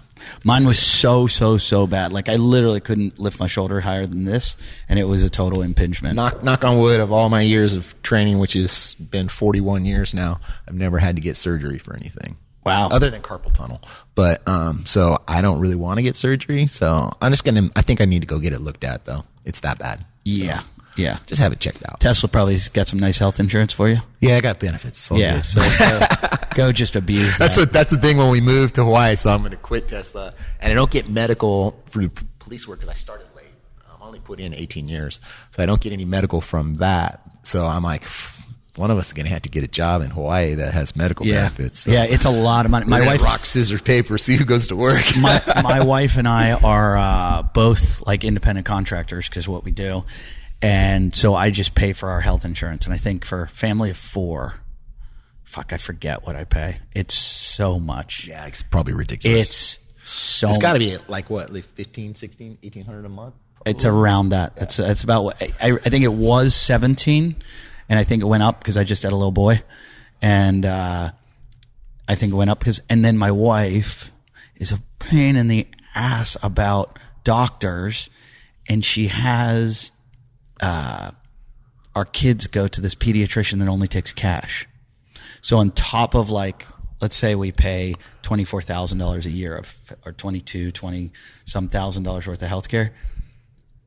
About 3,000 for each kid. Take cash only. That's because all these all these good doctors go, we don't want to fuck with the healthcare system. Got it. So if you have money and you want us, just come to. We don't want to do any of the billing and argue with the insurance companies and everything. So you get this like doctor who's awesome, and it's all this functional medicine like what Julie Fouché is doing and all this. I'm going to do a functional medicine thing. That's something to look into. I mean, like, go buy, and this is to anyone out there, go buy catastrophe insurance. Like if you get hit by a car or you have a heart attack, that you go to the hospital and everything's taken care of. Because those are the hospital bills that cost like $150,000. But that's general medicine. Just buy the cheapest one you can get. Then on top of that, buy a functional medicine, which is like maybe like, I forget what the one in LA wanted to charge me. It was like maybe like $200 a month or something. Oh, that's not bad. And you have access to your doctor, like phone, email, text. Right. It's kind of like what that Steady MD thing is. It's the exact same thing. And it's called functional medicine. And they do shit like, well, they'll go, okay, you go meet with them for an hour. They talk to you about everything you've done in your life, everything you've taken, every kind of illness you've had. They put it in the computer so that when you go, hey, I just hurt my shoulder, your doctor looks on and goes, you still doing CrossFit? Yeah. And you're like, yeah. He's like, what did happen and what was the movement? And you're like, oh, this. Well, isn't your other shoulder? Didn't you have an? Oh no. Okay. They know more about you and they take more time with you. They only take on. And they understand exercising is good for you and not bad for you. So good for you. Yeah. And they're all about, let's work on your diet. Let's work on, let's avoid. Not about giving you surgery and giving you medications. It's awesome. And I think that's what we're going to try to do. It's just, it's a little hard to navigate through that system right now. Cause you're like, you don't want to be, I don't want to lower my insurance and then something happens and we're like, oh, whoops. I can't get surgery now. That's interesting. I'll have to check that out. Yeah. Look at it. I mean, I don't know what they have in Hawaii. Yeah, right. They do like jungle doctor shit. Maybe you cut yourself on the reef. They're like probably land out there and get drowned my first week there. Here, bro, just put some aloe in it, and they just it is a little backwards there. Yeah. I mean, that's a little. We were there a lot, and then at first we were talking about moving there, and then we were like, nah, it's too much of an island. Everybody knows everybody, because we only hang out with our friends that live there, right? Yeah. When we're there. But this last time we were there, we're like, man, because we were thinking about moving. We're moving out of California, right? It's just fucking places too fucking taxes and everything's fucking crazy. I don't care about the taxes. It's too crowded. Yeah. And so we're like, we're moving out of California. So we were thinking about like Reno or Boise or something like that. You just named two awesome cities. Yeah. That's where everybody's going too. Yeah. My wife's like, oh, you know what? It's fucking cold there. I don't want to go there. That's true. So I'm like, yeah, you're right. You know what though? Boise's got a pretty good. It does get cold in the winter but it's got a lot of sun like Denver. Yeah, you can golf there all year round. From what I hear, they hate people coming in. They're so mad that it's like 98% white too. So it is way too white. We would be a little bit oddball there. It's a little too. I'm down with white people though. It's all good. But it's really liberal. Yeah. It's like the city. You go 5 miles outside of the city and they're like crazy, scary rednecks, but the city itself is like really, really open and accepting and liberal. And I think that's anywhere in America. You get like a blue city and then it's just red all around. Yeah. America's a trippy place, man. When you grow up in a melting pot, right? Yeah. Like even when I meet somebody who's racist, it's fucking weird as fuck to me. I'm just all like, did you just say nigger? Whoa. I had it happen to me in Montana. I was at dinner with a couple guys, and a guy said it like 5 times, and I didn't want to be that guy to be like, hey man, I didn't want to create an altercation, because it was like almost one of these like things of like, where am I right now? Yeah, exactly. And he just kept saying it, and I thought, does he not see I'm not comfortable with this? Like, you know, when you say, I say offensive things all the time, and I can see a room full of people go, huh. He doesn't see me just going like, what are you doing? Like, why are you saying, there's no reason to say this. It's so weird when you leave this area. And people don't even understand it in like business. Like I'm in this affiliate owner groups, and there's just some people that we come across here on the reg, and like other places don't get that. And they're like, oh, I would be going after that fucking person as a customer. And I'm all like, I'm not. Fuck you. Well, I have this theory that I think when you meet a real racist, it's scary as fuck. If they're ignorant racist, it's kind of funny. If they're intelligent racist, it's really scary. Intelligent racism scares me more than anything, because that's like Donald Trump type, like, let's figure out how to, I'm not saying he's intelligent, but I'm saying like the whole concept of like, let's systematically do something that can then affect a population of people. Ignorant racism, when they're like this guy kept talking about the Jews to me in Brookville, Pennsylvania. The Jews do this, the Jews do that. It's all the Jews' fault, and the Jews caused 9/11 and the Jews. And I was like, how many? Are there a lot of Jews here in Brookville? And he's like, no. I'm like, do you know any Jews? And he's like, no. He goes, haven't met one, and I don't want to. And I'm like, okay, that's so ignorant. To me, that's just like ignorant, funny, like you're an asshole, but it's not your fault. You just were raised like an idiot. And now I have this theory, though, that I think, and I'm going to say this, and everybody's going to come after me on this, that I think people are more classist than they are racist. And because take something like the African American population is predominantly more impoverished than the white population, that it's focused on them because of socioeconomic factors. Like, what I mean is, I know fucking country club guys who would come off as the most racist guys you've ever met. But if they got the chance to meet Michael Jordan, they would suck his dick. Right. Like they would literally suck his dick. And when they meet a guy who went to Harvard, who is black, who is a successful lawyer or doctor, they are his best fucking friend.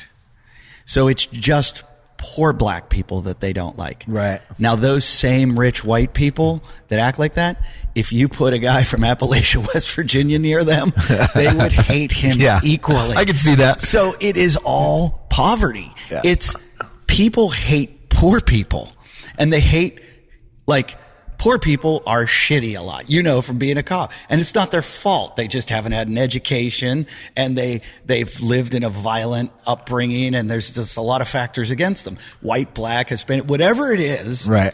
It's because of poverty. And so people just are like, oh, fuck that person. And so because the black population has experienced that for many, many reasons, people are like, oh, fuck that. And it's like, you don't hate them because of the color of their skin.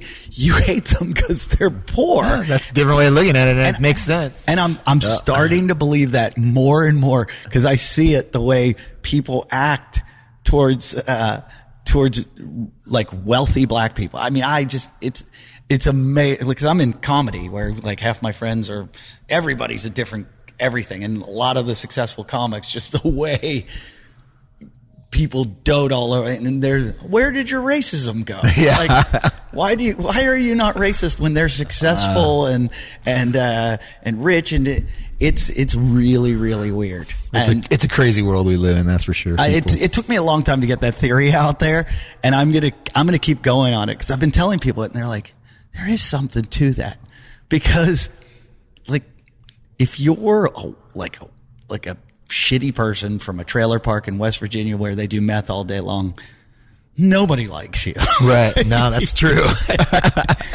True story. You got a point there. People would equally look at you as the same way they would look at like a ghetto black guy that is causing trouble, they'd be like, fuck both these guys. Right. And that's where it's almost, I'm basically doing Chris Rock's joke, when he said the only people that hate, I can't even say the N word, but the only people that hate them more than white people are black people. Yeah. Remember that joke that he used to do? I do.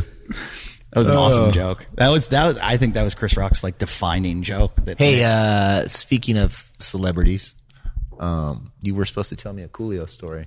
Oh fuck yeah, I forgot to say that. So fun talking to you. Cause like so many like I was telling you before the show, everybody wants to sell something. I did a show on VH1 called Nevermind the Buzzcocks, and it was like a game show kind of thing with like a celebrity panel. And they had a comedian on each team. Mark Maron was the host. From Mark Maron, he does a podcast called What the Fuck, and he's on that Glow, that show about glamorous women of wrestling. He was in The Joker too. Anyway, Mark was hosting the show, and I didn't realize the episode before Mark had gotten into it with Coolio. Like they had a real problem. Coolio was calling everything gay. He was like, "That's gay. That's gay." On a national TV show, and VH1, "That's gay. You're gay. That's gay." And Mark just as a joke goes, "Wow, you really talk about gay a lot. Maybe you are gay." And he like went after Mark, like, and they almost like fought. So I'm doing the show, and Coolio's on my fucking team. And I go, they gave us jokes. They wrote jokes for us. And the joke was, it was like a game show question. What do Winona Ryder and Vanilla Ice have in common? And I go, she steals clothes because she got caught shoplifting. Right. She steals clothes and he steals music. And Coolio goes to me on my team. He goes, what did he steal? And I go, and I wasn't prepared for this because I'm like, I'm just reading my joke. And he goes, I go, Ice Baby. He goes, he didn't steal that. He sampled that. And like trying to be funny, I go, well, you call it sampling, I call it stealing. And he goes, you saying I stole Gangster's Paradise? And he looks at me like, and like I forgot he even sang that, like did that. Yeah. I'm like, and I'm just like, as a comic, you just are always looking for the joke. And I go, no, I'm not saying you stole it, but just next time I download it illegally on Napster, I'm just sampling it. And I'm like all excited. I just killed this joke. And he like comes at me like he's going to fight me. And so they take us to the green room. They stop filming the show and we have to talk it out. We talk it out in the green room so that Coolio and I don't fight. I was going to fight Coolio over. But what your street cred would have went way up. So I think I was a little too scared. In the green room, we're sitting there before the show. I brought my sister with me, and my sister kind of pretty, and he's like checking her out, and we're both like, holy shit, that's Coolio, he sits down next to my sister and just starts hitting on her. And at first I'm like, hey, it's Coolio, it's funny. And then I'm like, he's laying it on pretty strong. But my sister can take care of herself. And she goes, she's like, ha, ha, ha. And he's like, I got like 12 kids. And my sister's like, oh, that's a selling point. And he goes, I just can't help it. It's just like, he goes, on number 13? Yeah, that's what he was saying. He was like, you sitting here, man, you get pregnant. And he's like, he keeps touching her. He's like, you're pregnant. You're pregnant. That's freaking weird. And I'm like, dude, can you stop touching my sister? Yeah. And he's like, you're pregnant.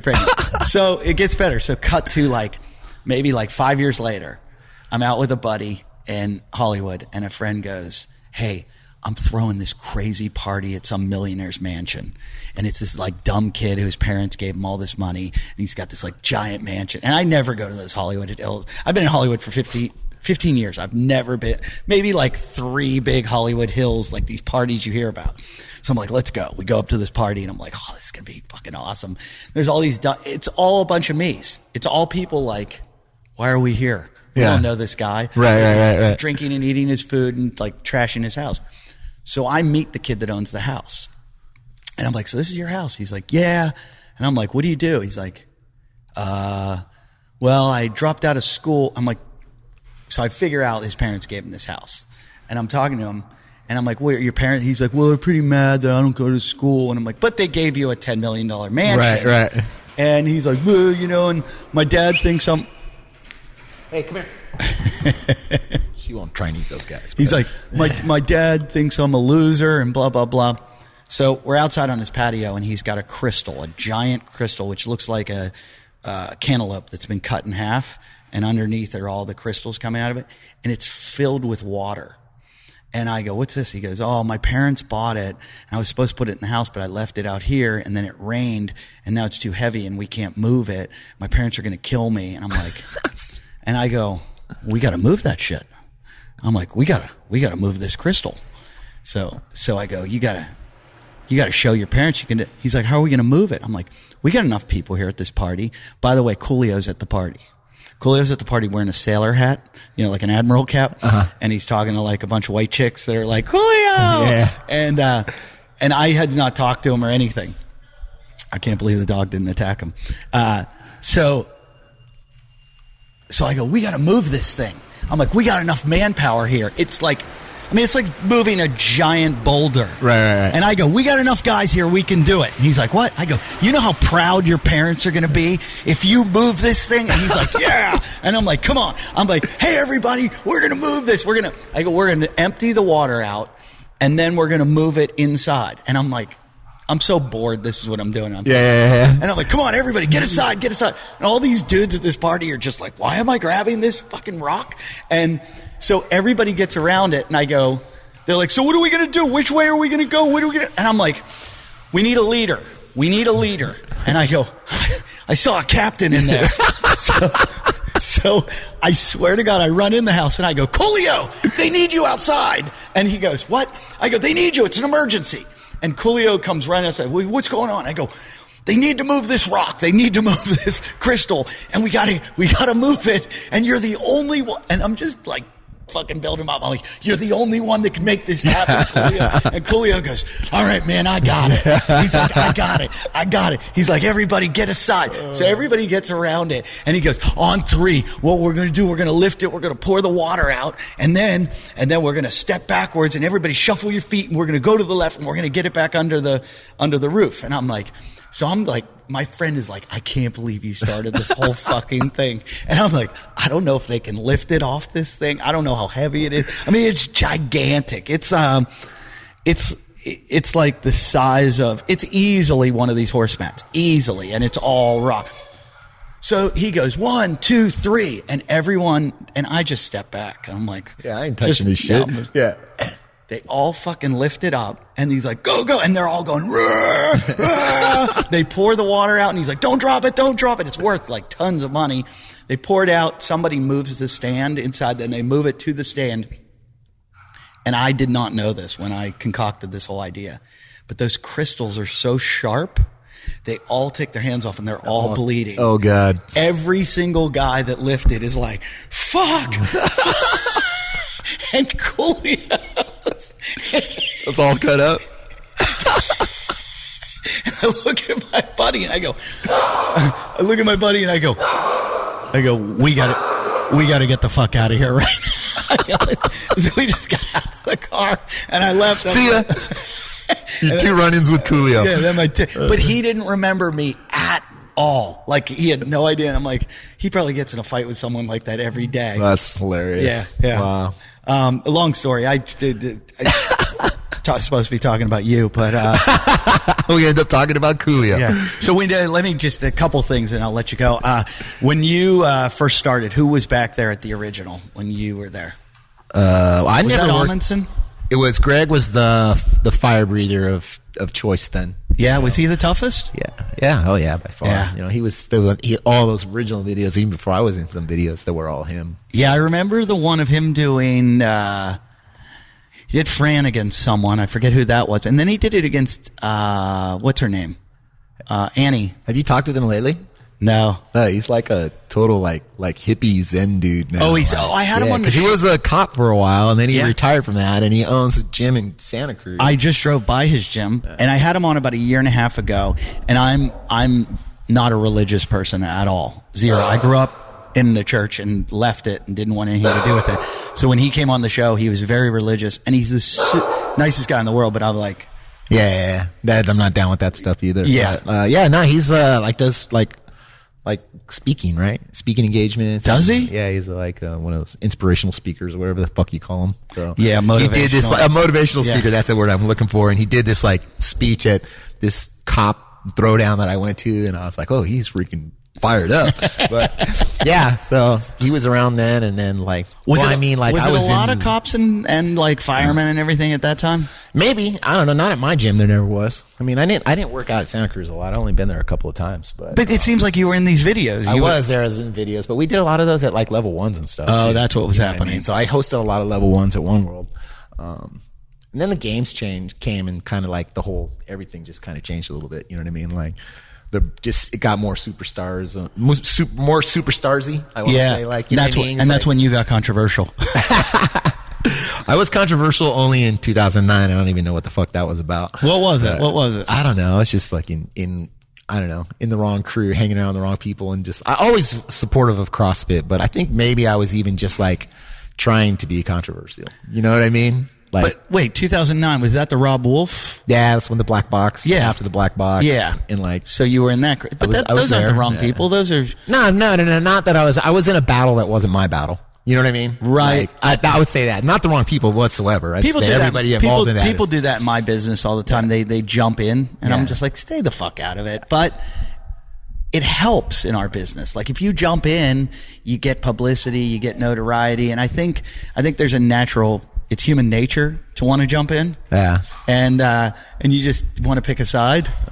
You know, we're tribal. Yeah. It is what it is. So. What was it though? I forget. I know it's the Black Box Summit, and then like that's when I kind of like I was on the level 1 staff, and I ended up leaving the level 1 staff after that. And then I would just like write things just to be controversial. You know what I mean? Like that's what I was fucking doing. You know what I mean? But So that's what was. We were just talking about this, Armin and I. That's what is so great about CrossFit, and that's even like Glassman himself is like that, and he's a pretty forgiving guy too. That like people will like get on his bad side, then they're on his good side. Armin, for example, got kicked out of the games. I was there when the fucking henchmen came and made him leave. They kicked him out of the CrossFit games. I think that was 11 or 12, and then and now he's like, you know, fucking Interviewing Greg yeah, and- sitting in the while they're picking up their jugs and doing their old lady work. I got blacklisted for a while. I was blacklisted. Even guys at the media teams told me, I was like, oh no, we got told not to film you at all. Yeah, I got some when I was doing the show with Armin. I got some evil emails, and I just wrote back and was like, "Fuck off," you know, like. I actually back. I actually went and like, I mean, everyone was still cool with me. Yeah. Like, but I just was like kind of the out kid. And I remember I just went back because I didn't want it to affect China. You know what I mean? Yeah. And any success that she was Right, I right. foresaw that she was going to have, I didn't want me to be the one that would hold her back. So, like, I made my peace with everyone. I was like, hey, you know, I was sorry, man. I was being stupid and I just freaking want you. I get know, it. I've never freaking been anti CrossFit ever. Right. Never, ever. But there's a whole bunch of guys like that, and they're what make it awesome. Like the Ronnie Teasdales and the Ryan Fisher. There's all these guys that have always been. You got to poke the bear. Yeah. And if you don't, it becomes too cultish. If you don't have that, like I used to be, I was an ocean lifeguard, the closest thing to doing anything like where there was any kind of order. And so we had like a captain and lieutenants, and they stayed at the shack, and the shack was like at the middle of the beach. And then we had like 4 miles of beach, and this is in New Jersey. And, you know, there was like a beach every 3 or 4 blocks. And there was 80 guys on the patrol or whatever. And you called them shack dicks or shack balls. Shack dicks were the guys that they worked near the shack. The shack would run food down to them. They would go over to their parents' places for dinner, and they all partied together, hung out. And then there were shack balls, and I was shack balls, and we were the ones that got the bad beaches. They fucked with us all the time. Right. We fucked with them. We didn't get along with them. And to this day, I go to my lifeguard reunions every like 5 years or so, and same thing still going on. Like the shack dicks are all over in this corner, and the shack balls are all over here, and we're all fucking like causing trouble and trying to like ruin the party. Poking the bear. Yeah, we're still poking the bear, and it's fun. It's there's just something fun about that. I went up to I don't do drugs at all. I may smoke a little weed every once in a while, but at the reunion, my old captain, he's just such a like military, like fucking dick kind of guy, like the kind of guy that just Wound tight. So wound tight that nobody liked him in the military, you know. And we're at the party, and I just keep going up to him. I'm like, dude, you know where I can get cocaine? I've never done cocaine in my life. And I'm like, I really need some coke right now. And everyone's poke. Yeah, it was just, it's like, it's fucking 20 years later and I'm still going after this guy. I used to, before cell phones came out, or when they just first started coming out, there was a guy that had one on our beach patrol. He was a realtor on like the side. And, I would sit with him sometimes and I would prank call headquarters with the phone because they could never suspect it was me then. Right. Because I'm like, I'm at work. How am I prank calling you? Yeah. So I would call them and just fuck with these guys. I would deliver pizzas to them. I would have like 30 pizzas delivered to them. And they'd be like, we didn't order these. We're not paying for that. And then I used to, I hope he doesn't listen to the show. I pray to God he never finds this. But this one lieutenant, I actually like him now. But he had this son that was like he's kind of overweight. Oh, I shouldn't talk about this. His son, I think, is a fan of mine. And he comes to my going show. into dark ground now. Fuck, I can't believe I'm going to tell this story. So they had these mascot races every year where the mascots of the beach patrol, we always raced. We did like lifeguard races. Mm-hmm. And they would get little kids and they would like do a mock race of the big guys racing with little kids. And this one lieutenant, his son was like a fucking beast, you know, like swim, like the kid was like going to be an Olympian. And his dad was a swim coach at a university. And so he would bring his son down for like 2-week vacation every year at the time of the races. And his son would just smoke every kid every year. And it was just known like this ringer would come in and crush all the. So I prank call one day and I'm like, hi, I think I did like a woman's voice or something. Hello.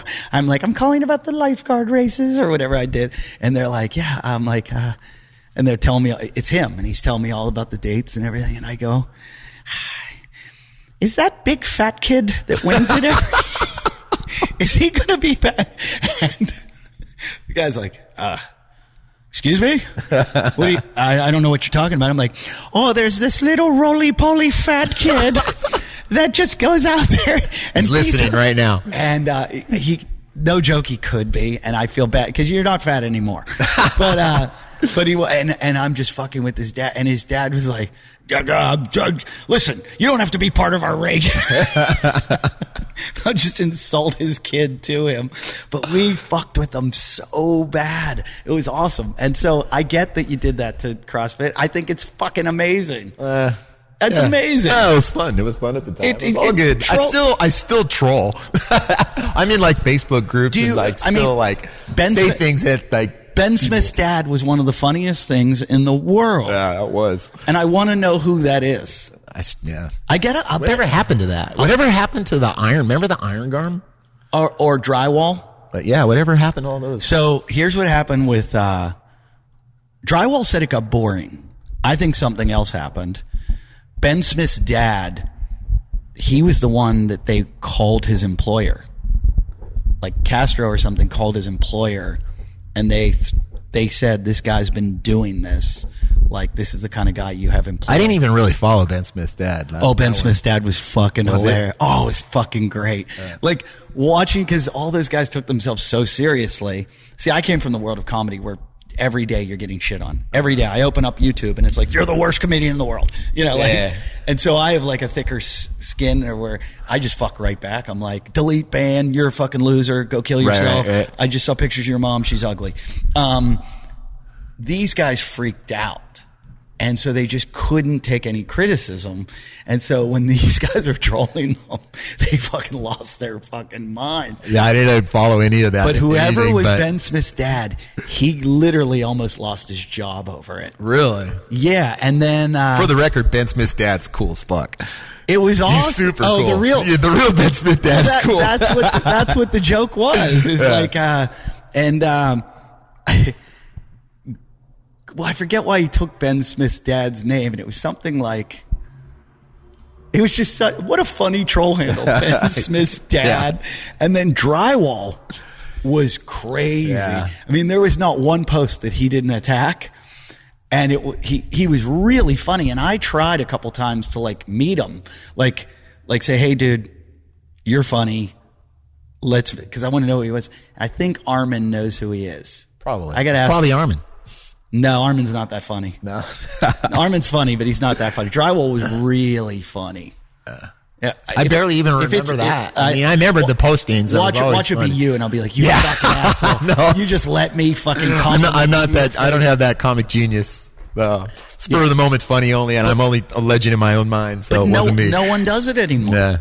Yeah. You need to have trolls like that. It's too fucking funny. They're out there.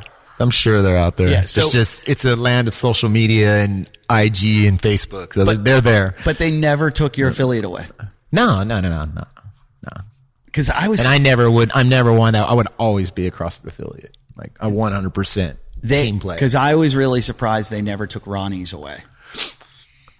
Well, I mean, Ronnie did he do controversial? I mean, other than like he threw a barbell at a judge, I remember that. He put the shirts. Yeah, like he did. They did some maybe like what tasteless things maybe, but I don't think worth. They're.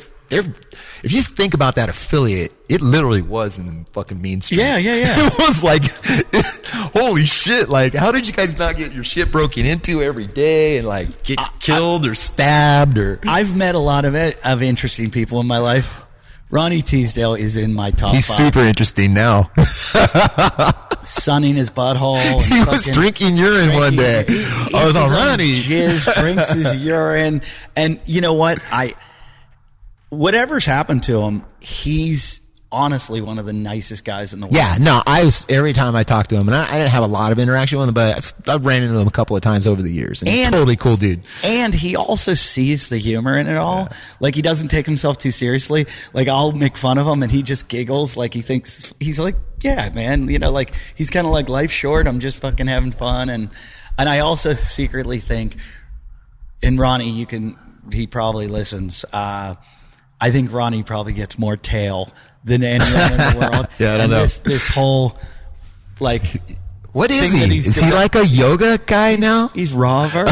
Yeah. And I think whatever Raw has developed into, I think Raw gets more pussy than any guy in the world. I think that's the secret, and that's what no one knows. I think Ronnie's unlocked. Hey, he drives that three-wheeler.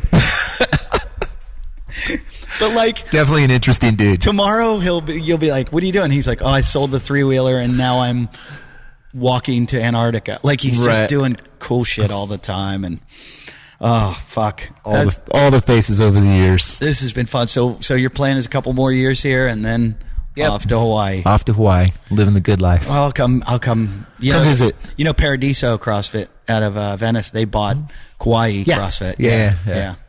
So we go to the trail run last couple of years. You know what? I'm working on the med team now. I was on the med team for the trail run and med team for the games. So Pat Barber just told me about it. Jessica Suver told me she took a bunch of people over, and I'm like, fuck, I got to do this trail run. Yeah, it's fun. How far is it? It's like 5-6 miles. But I heard it's really hard. It is. It's not pleasant every year I do it. It's actually the trail run part of it isn't super, super horrible. It's this stupid fucking mud pit thing that you go into at the end that I hate. So this year I went on the med, I'm going on the med crew. I'm not going to have to do anything, but I'm just going to help people and I'd probably drive around on a fucking quad runner. Yeah. And they're all, hey, you're a sweeper. And I'm all, what the fuck is a sweeper? Oh, you got to walk the whole thing and after make sure no one's on there. Make sure no one needs help or do anything. So I ended up doing it anyway, but I did skip the mud at the end. So we just did a 68-mile run. Me, Tommy Hackenbrook, Hunter McIntyre, and a bunch of other guys. And Hunter and I organized it. We're like, there's this trail system through where we live, Southern California, called the Backbone Trail. It goes 68 miles from Pacific Palisades to Ventura, Point Magoo.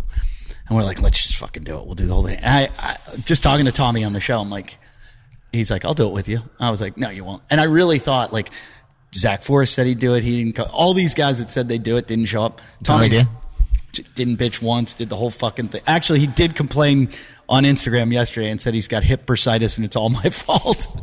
Tommy's a legit dude. Oh, cool, old school. That's cool. He's at the Rogue thing. So, you know, when they did the Legends was really awesome. I swear when they did the workout and Rich stepped in for that one workout because he was on the team. Oh yeah. But he only did the one workout. That was just electric, man. Oh, I wish I'd seen that. It was so fucking cool. Did Rich win the workout? Yeah. Of course. Yeah. I just had Kalipa on, and he was talking about it, and I said, word on the street is you trained really hard. Kalipa was so like serious about it, man. It was so funny. He's just like, the funny ass fucking Kalipa story is then I fucking laughed at him and told him there's no way he could win the fucking CrossFit Games. Did you ever hear that? No. Like, so his coach was Austin, and that year I had the Austin Malleola? No, Austin Bijbing. He's on staff, and so he was coaching Kalipa, and I had rented a motorhome for that. So we had a motor, and we spent the night there, and we were partying. It was the night before the final, and Jason's just sitting there, and he's eating his fucking like peanut butter fucking sandwiches, and we're sitting around and it's dark, and he just thought, I think I can win, man. I think I can win. And I'm all, bro, you're starting.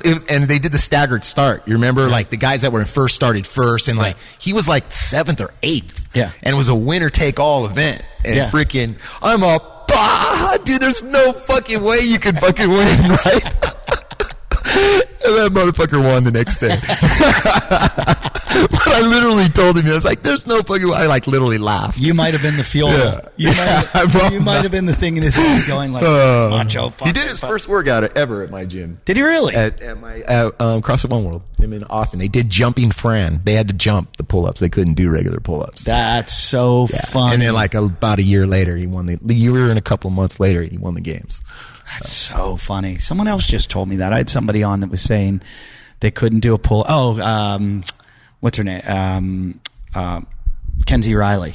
Oh, she was saying she could do like one pull up, and like 9 months later, she's on a team at the games. Yeah, she's awesome. Yeah, she is awesome. Yeah. I'm gonna let you go. There was something funny about that though that you just said, and I was like, oh, I want to say that. I forget.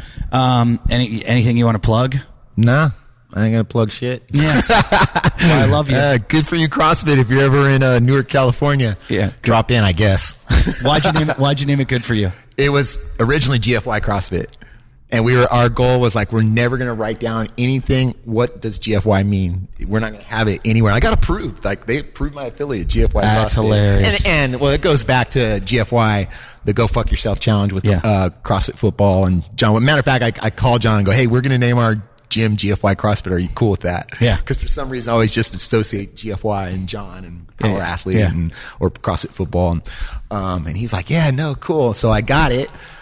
I was approved, and then some guy reaches out to me and ended up in a trademark. Some guy owned the trademark for GFY. Oh, are you kidding? Yeah, so we just said, fuck it. We could have went to court and fought it because he sells martial arts gear here in San Jose. Uh-huh. And he was cool at first, but then his lawyer told him that he couldn't be cool with that. We couldn't have it. So he's like, I talked to like lawyers and shit, and I'm like, hey, you guys can go and fight it, but you're not going to guarantee that you're going to win. Yeah. And you're just going to spend a lot of fucking money. So it's technically good for you, CrossFit, now. But we know. Do you keep in touch with Wellborn? Not as much as I used to. I miss the guy. When he moved to Austin, and so you got to watch him on Instagram. It's amazing. Oh, I follow him. Yeah, totally. With his trucks and his fucking barbecue. He's the man. He's like literally like the most. Like, I want to talk about like who the most influential people on me, like as a CrossFit gym owner and as a coach.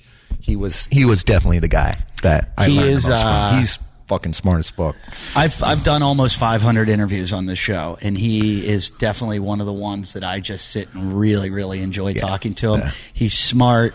He's like a cool dude. He's funny as fuck. You know, there's Shaq Dicks and Shaq Balls. I was one of the trainers at his level 1, and to this day I'll tell everyone that he sat in the back and was just playing games on his phone the whole time. That's when he was still playing football. And he's like, no, that's not true. And I'm like, no, I was. You were. That's hilarious. And I remember, I didn't know who he was at the time. And he was playing he was just finishing up with the Chiefs, I think. He was still playing with the Chiefs, I forget. And, I remember like they had the breakout groups and I had him in a circle and I was all like, I'm teaching John Wellborn how to do fucking a press with a PVC pipe. You know what I mean? I'm like, hey man, you probably lifted some weights before. It's like, no man, never lifted a weight in my whole life, and said it with like a straight fucking face. And then, I was just like, it was all like, I tripped out. And then they had me interview him. So that video's probably floating around somewhere. I'll go look for that one. It's funny, some of these guys though that are like professional athletes and you bring them into CrossFit and it is weird. Like I remember, Brendan Schaub called me one time, the MMA fighter, and he's like, hey man, I want to do CrossFit. I don't want to deal with the egos. He was like, and Brendan's a really nice guy, and he's a funny guy. He does stand up now, and he was just like, he's like, can you recommend one for me? And he's like, I just don't want guys like coming at me because of what I do. Like, you know, because that does have people who I just fucking crushed. One of the toughest guys in the world. Right. I just beat him at Helen. And so I totally got it. I was like, oh, dude, it's going to be tough, though, because CrossFit's so full of egomaniacs that Armin tells a story about when Graham Holmberg came in and did a workout, and Armin did it scaled and went against Graham and like mano a mano, like eyed him down. And, I'm gonna kill you. Scale. And it was like Graham was like training for the games and was probably his third workout of the day. And Armin beats him and like drops the weight and looks at him in the face and goes, "Time." And I was like, I would fucking hate you. It happens to me. Now that's funny. It happens to me as a stand-up. So like as a headliner, I'll do an hour show and I always have a feature and an opener. Opener does like 10, feature does like 25. Headliner, I do like an hour, 45 to an hour. And my show is, I got to do all the heavy lifting because granted the people are drunk when I get them, but I got to take them through the check spot into the finish when they're losing steam. It's a lot of hard work. Yeah. And so I usually take my own feature with me who can set me up nicely. He's a really funny guy, really clever, and he sticks to his script. Sometimes I don't, like right now, and you get a guy who's just out there to fucking like crush it and make you look bad so that everybody goes, wait, you were funnier than the headliner, and they give 110%, and it's happened to me all week up here, and I'm like, dude, can you just stop? Like just, why are you making me look? Why are you doing it scaled in my face? Yeah, that's what he's doing. He's scaling in my face and like, time. All right. Well, I'm glad you got nothing to plug. I got, if you guys like the show, rate, review, comment on iTunes, on, whatever the fuck you use. And, I was like, did I not record this? No. iTunes, you can watch it on YouTube, and, go to our Patreon, and also my live schedule. You want to come see me live anywhere? I'm traveling all over the world right now. I'm going to Saudi Arabia, Australia, all over America. Tickets are available at eddief.com. Freddy Camacho, it's been an honor. Thanks for doing it. For having me, appreciate man. it. Thanks, man. Good times.